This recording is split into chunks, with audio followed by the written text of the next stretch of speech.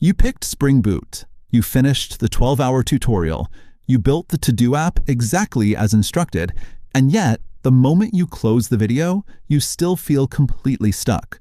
The instinct here is usually to blame the tool. So you drop Java, open up a new tab, and start learning Go or Rust, chasing whatever framework happens to be dominating Hacker News this week. It's a comfortable cycle.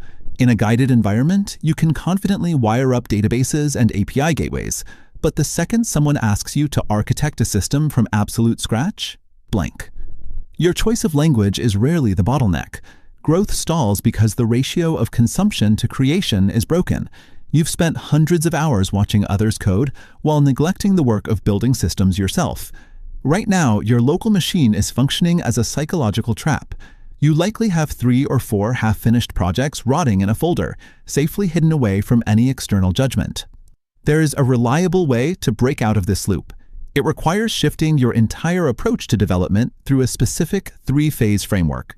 As long as you optimize for the comfort of watching someone else code over the friction of creating something yourself, your technical growth has a hard ceiling. Phase 1 starts with building in public. Take those abandoned, broken side projects sitting on your desktop and ship them today. Push them directly to GitHub.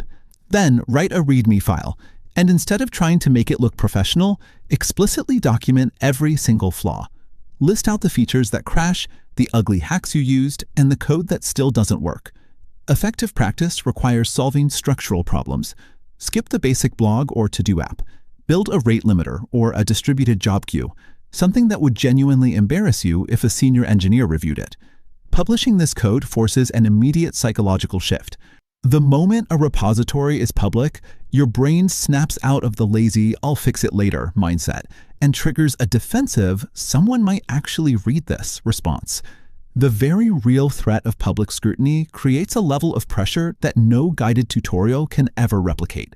This brings us to phase 2, deliberate discomfort. Psychologists map learning using the zone of proximal development, the space just outside what you can accomplish independently.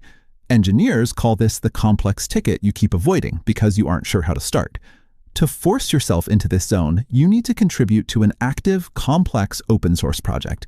You aren't doing this to build reputation or get famous. You are doing it for exposure. Reading a production-grade codebase for the first time is jarring. It will break your architectural assumptions and likely leave you staring at the screen completely confused. That feeling of inadequacy is exactly what you are looking for. It is the definitive signal that you have stopped rehearsing what you already know and started building new skills. Phase 3 is the mechanism that compounds all of this effort. Teach before you actually feel ready to teach. This doesn't require launching a comprehensive course. It means writing a short LinkedIn post explaining exactly why you chose Postgres over MongoDB, or recording a rough 3-minute video breaking down the mechanics of Spring Security. This uses the Feynman technique. The moment you attempt to explain a concept, every gap in your understanding becomes glaringly obvious. This verbalization is a ruthless filter, exposing technical blind spots faster than any interview. Teaching acts as a forced, rigorous self-diagnostic. It strips away your ability to rely on memorized syntax and demands actual, working comprehension of the system architecture. That is the complete framework. You build publicly, you step into intentional discomfort, you teach early, and you repeat the cycle. It is a highly visible and frequently frustrating process, but it yields drastically different results than quietly coasting through another series of private tutorials.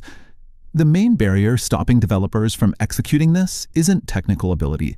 It's a persistent internal stalling tactic, the desire to wait until you finally feel ready. Break that ceiling right now.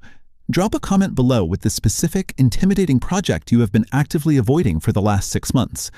Mastery begins the moment you abandon the illusion of perfect readiness and choose to actively engineer friction into your daily workflow.